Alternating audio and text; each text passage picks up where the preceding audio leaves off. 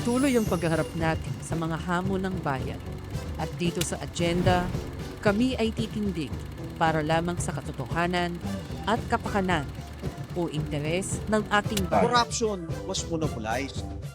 It was monopolized by the Marcos crony capitalists. At higit sa lahat, tinatayuan namin ang katotohanan na mula sa utos ng Diyos. We are always against any violent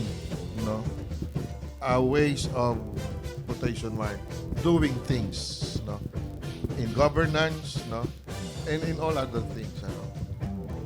We always uphold the sacredness of life. Sinusuri po natin ang programa at katapatan sa bayan ng mga opisyal. You were elected by the people. You were the choice of the people in whatever position you have right now, and you're supposed to represent them and what is good for the country. At gayon din ang pamamaraan at tapat, matapang na paglilingkod ng mga lider ng iba't ibang sektor ng lipunan. Yan ang komisyon. Hindi naman po yan bago. Hindi rin po yan yung mga insidente na ngayon lamang sumusulpot. Wala pong lugar dito ang fake news o disinformation na tunay na banta sa katotohanan ng ating karanasan bilang mga Pilipino. We must all continue to stay strong, healthy, safe, and truly free. Samahan niyo po kami sa patuloy naming pagsulong sa katotohanan ng pag-ibig at pangangalaga sa ating bayan at sa kinabukasan ng bawat Pilipino. Welcome mga kababayan. This is Attorney Fred Quezon and this is The Agenda.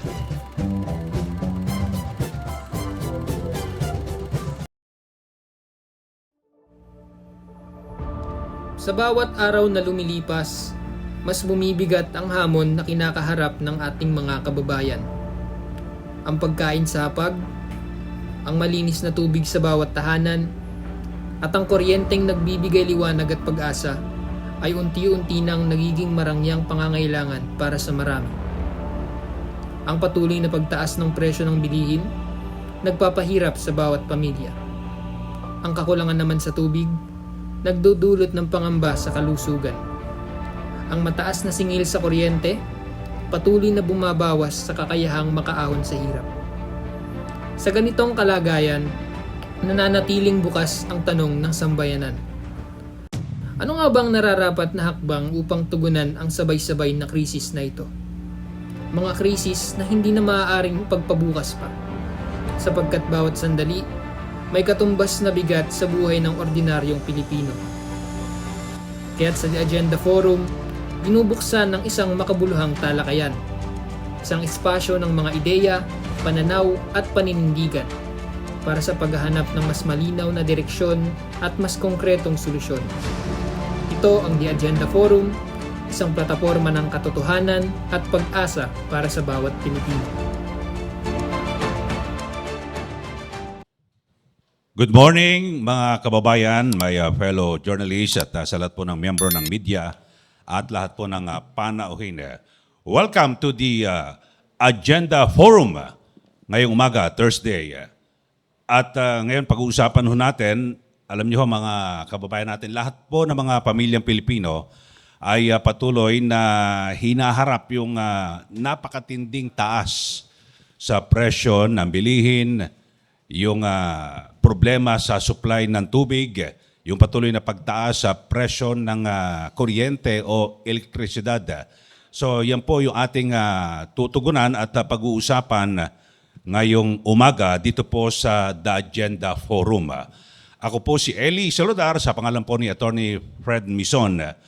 At marami ho tayo ng mga panauhin. Unahin natin si Ginoong Martin Peñaflor, ang presidente at CEO ng Tangere, na siya po ay ibabahagi sa atin ito pong latest public opinion and consumer sentiment data patungkol dito po sa mga critical na usapin dito po sa ating bansa. At siyempre, nandito rin po sina RJ Rodolfo Habeliana Jr.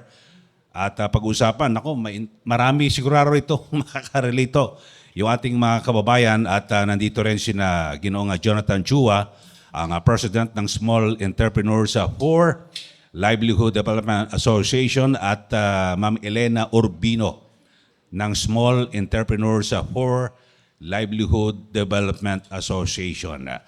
So, good morning at mamaya magkakaroon po tayo ng Q&A mula po sa ating mga kasama sa media. Unahin muna natin si Ginoong Martin. Good morning sa iyo at siguro sa iyong paunang pananalita mensahe dito po sa The Agenda Forum. Magandang umaga po sa inyo lahat. Salamat muna sa pag-imbita uli sa amin sa Tangere po dito sa Agenda at the Tribute Hotel. So, good morning Sir Eli, Sir RJ. Morning. Sir Jonathan and Ma'am, sorry. Ma'am Elena, again, salamat po. So, ngayong umaga, ibabahagi po namin yung mga recent survey namin regarding po sa topic natin ngayon, ang presyo po ng bilihin, tubig at pagkain. So, papakita ko po yung resulta ngayon, didiscuss po natin, and pwede po kayo magtanong sa mga kaibigan po natin sa media. Again, salamat po sa pag-imbita, Sir Eli. Apo. Okay, si Ka RJ, good morning po sa inyo. Isang mapagpalayang pagbati po sa inyong lahat. Maraming salamat po, kapatid ni Eli. Natawagin ko sana kuya eh. Gandang umaga po sa inyong lahat. At kay Ma'am Elena, good morning po sa inyo. Hello. Good morning po sa inyong lahat. Salamat po sa pag-imbita sa amin. Okay, kay Sir Jonathan, good morning. Magandang umaga po sa inyong lahat. At maraming salamat po at naimbitahan niyo kami dito. Okay, thank you. At unahin na natin siguro dito muna kay Ginoong Martin. So, bilang isang leading Philippine market research and public opinion polling platform, so siguro ibahagi mo sa amin na Sir Martin, no? At ano ba yung mga nangyayari ngayon dito sa atin dahil sa kaliwat kanan talagang umaaray, no? Lahat po ng mga pamilyang Pilipino ay umaaray dito sa patuloy na pagtaas ng presyo ng bilihin at siyempre ang sasabihin ng gobyerno hindi kasi may krisis sa langis pandaigdigan. So kayo po, ano po ang inyong masasabi ho rito, Sir Martin? Yeah, hello. Yan. Nagsagawa kami ng survey, Sir Eli. Mainit-init pa po. Noong Lunes lang namin ginawa. Nung inimbitahan po kami dito, nag-launch po kami ng survey. Ang Tangere po, kami po ang biggest research platform sa Pilipinas. Meron po kaming 1 milyong users nationwide na regular sumasagot ng survey po namin. Kaya mabilis po ang mga resulta po ng survey namin. Kung nakikita niyo po kami sa mga public opinion polls, political surveys, at consumer surveys, ginagawa po namin. So may nilaunch po kaming survey, 8 tanong, Sir Eli. Summarize ko na lang po ngayon. Okay, sige po. So, tinanong namin sila magkahiwalay, gaano kaseryoso ang problema sa tubig at pagkain sa Pilipinas. Lumalabas po dito, 8 to 9 out of 10 respondents, 1,200 respondents nationwide to, sir, ang nagsabi na napakaseryoso ng problema sa tubig at pagkain sa Pilipinas. Actually, even before po ng Middle East crisis, yan na din po yung data eh. 86% to 87%. So, kahit nagkaroon po ng middle crisis, talagang gano'n na yung pananaw po ng masa. Nang tinanong po namin sila, gaano kayo ka-satisfied? Yung satisfaction rating nila sa ginagawa po ng gobyerno po ngayon, para po matugunan ang problema sa pagkain at tubig, lumalabas po dito 30% lang ang satisfied sa ginagawa ng gobyerno. Para matugunan po ang problema sa pagkain at tubig sa Pilipinas. Kaya pala sa ibang survey, negative 13 yung PBBM administration at mismo ang Pangulo, negative 15. Sa ibang survey yon. So sa IREM, talagang bagsak ang survey, no, sa Tangere. So mamaya pag-uusapan natin yung didetalye natin yung sa tubig.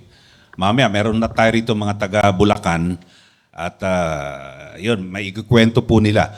Idugtong natin, ituloy-tuloy natin po sa inyo, Sir Martin. At dito, yung nararamdaman ng mga Pilipino na sinasabing pag-unlad ng ekonomiya, kasi sabi nga ng Malacanang, di ba, si Jose Claire Castro, halos di na natutulog ang Pangulo sa pagtatrabaho. So, sa inyo pong survey, ano ho ba talaga yung pananaw at ramdam mismo ng mga Pilipino?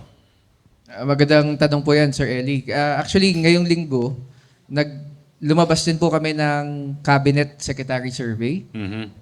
Nagsagawa din po kami. Hindi ko pa pwedeng sabihin ngayon yung resulta. Sa Lunes po namin nalabas po yan sa of course, pwede niyo po makuha kina Ma'am Racklin po yung data. Bibigay po namin sa inyo, ma'am. Ang nakikita po namin na trend po dito, ang matataas po na mga departamento po ng gabinete, yun pong may tinatawag na may direct na epekto sa mga tao. Ang mataas po nung sa last Cabinet Secretary Survey namin, ang mataas po ay DSWD kay Secretary Gatchalian and DepEd kay Secretary Angara. So lumalabas kapag directly affected po ang tao, mataas po sila. Okay. Pero po, kung titingnan po natin ang topic po natin ngayon, sa pagkain na tubig, ang DENR na namamahala po sa tubig natin, nasa bandang dulo po sila ng gabinete sa satisfaction and trust rating po nila. Ang Department of Trade and Industry na namamahala po sa presyo ng mga bilihin, nasa dulo din po ng satisfaction and trust rating. Sila po ang highest dissatisfaction and distrust rating. So ibig sabihin, kahit po directly sa tao, ang mga benepisyo na makukuha dito, nasa lowest po sila. Yung Department of Energy. Yun po, kasama, nasa bandang, may 25 po na gabinete kami na mineasure po eh. Okay. Nasa 21 to 25 po sila. And may kinalaman din po ito, Sir Eli, dahil kakatapos lang po nung digmaan sa Middle East yung ginawa po namin yung survey, and affected po talaga ang mga Pilipino sa pagtaas ng presyo ng crudo. So yun po isa dahilan din po bakit mababa sila, sir. So talaga lumilitaw po sa inyong survey na diskontento ang publiko dito po sa pagtugon ng Marcos Jr. Administration, Sir Martin. Related po dun sa pagkain, consumer goods, at sa tubig, at sa enerhiya po. Apo. Okay, dito naman tayo kay ka-RJ Habeliana. At bilang consumer advocate, ano po yung pinakamadalas na reklamo na natatanggap po ninyo mula po sa mga Pinoy? Alam niyo po, lahat malapit sa sikmura. Yung napapanood po sa telebisyon, napapakinggan sa radyo, yung nababasa sa mga balita, doon ho sa iba, ano yan eh, parang nalalayuan sila dyan. Pero pag pumunta ka ng palengke o lumabas ka ng bahay, may pambili ka ba ng bigas? Meron ka bang pambili ng gamot? Meron ka bang pamasahe papunta ng palengke? No? Doon pa lang medyo ano na eh, aligaga na po ang sambayan ng Pilipino na perinyal, na paulit-ulit. No? So lagi pa rin yung bituka ang tinitignan dito sa kaayusang ito, dito sa sitwasyon ng sambayan ng Pilipino. Kaya napakahalaga na ma-address talaga yung mga basic concerns na ito. No? Halimbawa po, yung katiyakan sa pagkain o yung seguridad sa pagkain. Ano? Kung magkaroon ba ng gera sa pagitan ng Taiwan at Pilipinas, meron ba tayong aasahan? Samantalang tayo nag-i-import ng napakalaki. Mga ganun ba? Isa yan sa nagpapaalala sa ating mga nanay, sa ating mga tatay. No? Yung usapin naman ng tubig, di baling, may nagsasabi nga ho, di baling walang kuryente, wag lang ang tubig. Dahil ang tubig, pag di ka uminom, ilang araw, patay ka. Paano kung wala kang pambayad ng tubig at kontrolado yung presyo ng tubig ng mga malalaking korporasyon? No? At paano kung hindi nag-deliver? A good example is yung mga nangyaring privatization sa mga probinsya at kahit dito sa National Capital Region. No? Yan yung mga issues na talagang hindi pwedeng bitawa ni nanay at ni tatay. Ano? Yan. KRJ, yung problema talaga no, sa pagtaas ng singil sa kuryente, yung presyo ng bilihin at syempre yung sa tubig, meron tayong mga regulator dito sa ating gobyerno. Sila ang dapat nagbabantay at nagsisilbing protector sila ng mga consumer. So anong nakikita nyo at yung ginagawa nilang aksyon? Ganito po, specific na lang muna tayo para, halimbawa po yung National Water Resource Board. Sa isang pagdinig, tinanong yung pinakamataas na pinuno ng NWRB. pumasok pala yung mga kontrata na yan dun sa mga probinsya na hindi kasama sa mga pumirma ang NWRB. Pero pag tinignan mo, sila yung regulator. Di po ba? Pero meron kasing lumang batas na sa ilalim ng public utilities, hindi naman kasama na yung mga joint venture noong araw pa eh. Kumbaga, yung mga privatization na yan, deregulation na yan, liberalization policies na yan.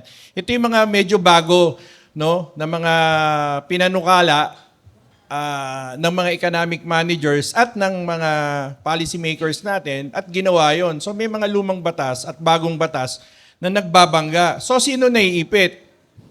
Water consumers, the general public. May ipit siya dun sa malalaking mga kumpanya.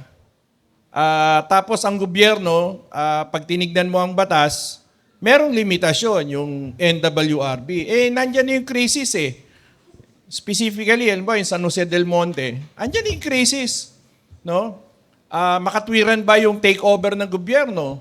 Sinasabi ba sa saligang batas, halimbawa, yung Article 12, Section 17 at 18, sa panahon ng pambansang kagipitan, maaari, pansamantala, na hawakan ng pamahalaan ang mga utility na ito para sa kapakanan ng pambayan. Palagi ko, ganun ang ginawa nung San Jose del Monte nung tinake over niya. So, ganun sir, no? Meron din naman mga regulatory body, regulatory capture. Ganun po, no? Sa maraming linya ng ano po yan, ng industriya, enerhiya o kuryente, kahit pagkain, kahit po tubig, no?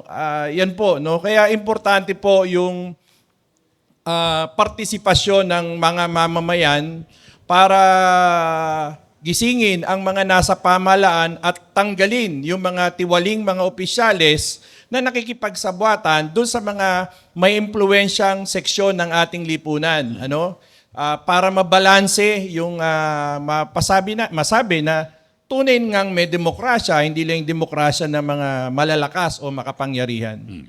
Sa presyo ng bilihin, kasi madalas nakakarinig tayo na mula sa PSA, bumagal or bumaba yung inflation rate. Kasi yung inflation ay sumasalamin po ito sa presyo ng bilihin. Pero pag pumunta ka sa mga pamilihan, di naman bumababa. Paano nyo i-explain sa ating mga viewers dito po sa The Agenda Forum at sa ating mga kasamahan, panauhin, paano ito? At nag-rollback, big time rollback sa presyo ng produktong petrolyo. Pero hindi naman bumababa ang presyo ng bilihin. Pero pag tumaas ang presyo ng produktong petrolyo, tumataas ang bilihin. Paki-explain po, RJ. Ito po, specific example ulit. Di po ba galing ang ating Pangulo sa bansang Russia, dun sa lugar na Kazan? Nagkaroon sila ng bilateral meeting ni President Putin at ni President Bongbong Marcos. A few days bago lumipad ang Pangulo sa Russia, pinag-uusapan doon yung peace deal ng Iran, ng US, na magpipirmahan na. Tinanong ngayon ng Department of Energy, pag napirmahan na ba ang peace deal, automatiko ba? May i-revert back natin sa February 28, 2026 na presyo. Dahil may peace deal na eh. Ano ba yung dinadailan nilang Strait of Hormuz? May peace deal na eh. Alam niyo po ang sagot ng kalihim. Ang sagot niya ay mga 1 taon pa po bago ito ma-revert back. Samantalang yung presidente natin patungo ng Russia, na ang Russia, alam niyo naman po, na isang malaking bansa na nagpo-produce ng langis na pwedeng gawin ng ating gobyerno, government to government. Tatanggalin na yung mga traders, yung mga nangungumisyon sa gitna, para pagpasok dito ng langis ay murang matamasa ng mga maliliit na negosyante, ng mga kabataan, bababa ang pamasahe, bababa ang presyo. Tinali ng Department of Energy yung isang statement. Anong gagawin ng presidente ron? Yung mga ganun ba, na mukhang merong konting problema sa communication handling, Kung ako yung presidente, pinahiya ng Department of Energy ang presidente dun sa pagtungo sa Russia. Eh kung gusto ng presidente na magpirmahan, sasabihin niya kay President Putin, sige, 10% ng energy supply ng Republika ng Pilipinas o 20%, bibili namin ng mura. Eh kaso nakapagbitaw ng statement eh. Yung mga ganun po. So going back dun sa your original question dun sa inflation, ganyan din po yung PSA eh. Kahit sino pong nanay, kahit sino pong tatay, bigyan mo ng halagang 1,000 piso, pumunta sa kahit na anong grocery store, sasabihin niya na ang halaga ng 1,000 piso ay 700 pesos na lamang o baka mas mura pa. Kasi bawas pa yung pamasahe. Iba pa yung actual na bumili ka ron sa... Yun yung real value ng pera. So paano mo ngayon ibabangga ito sa datos ng ating pamahalaan? So kung ako yung kung ako yung presidente ng Pilipinas, binibigyan ako ng mga maling datos, sir, may problema tayo dun sa mga nagbibigay na. Dapat real talk tayo. Huwag na tayong magpabango. Kasi kahit na maliit na bata, tanungin mo, bigyan mo ng ewan ko kung meron pa kayong mga apo, pag binigyan yung piso, baka flying na yan, no? No, yung alam mo yon, yung piso. Baka nga kahit 20, lilipad na yan agad. Sasabihin sa'yo, Lolo, what's this? Di ba? Ito hindi pa statistics yung pinag-uusapan natin dito. Yun yung tunay na kalagayan. So, para maka-develop tayo ng mga tunay na economic policies, dapat meron tayong mga tunay na mga datos. Di ba? Wala tayo dapat itatago para sa kabutihan ng Republika ng Pilipinas at nating lahat.